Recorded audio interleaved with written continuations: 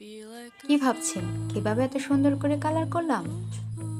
ভাবনার কিছু নেই, চলেন আমার সাথে আজকে আপনাদেরকেও দেখাবো কিভাবে আমি অরেঞ্জটা কালার করলাম। এর জন্যই ফার্স্টে আমি একটা আউটলাইন ড্র করে নিয়েছি। এরপর আউটলাইন বরাবর আমি একটু ডার্ক শেড ক্রিয়েট করার জন্য একটা রেড কালার দিয়ে এঁকে নিয়েছি।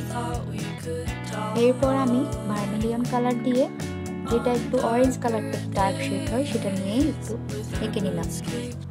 এঁকে নিয়ে ব্লেন্ড করে নিলাম।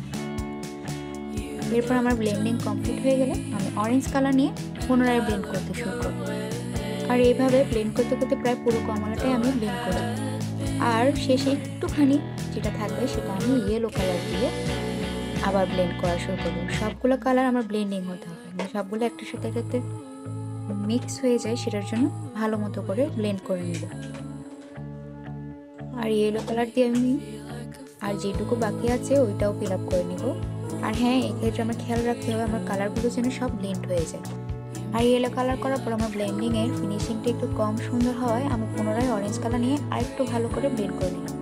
আর অরেঞ্জের বোটাটায় আমি একটু করে গ্রিন কালার অ্যাপ্লাই করব। আর একটু শেড ক্রিয়েট করার জন্য অরেঞ্জের নিচে একটু ব্ল্যাক কালার দিয়ে এঁকে নিলাম, যাতে বোঝা যায় যে একটা শেডও ক্রিয়েট হয়েছে। আমার এই আঁকাটা আজকে কেমন লেগেছে, যদি আপনাদের ভালো লেগে থাকে তাহলে একটা লাইক করে দিতে ভুলবেন না।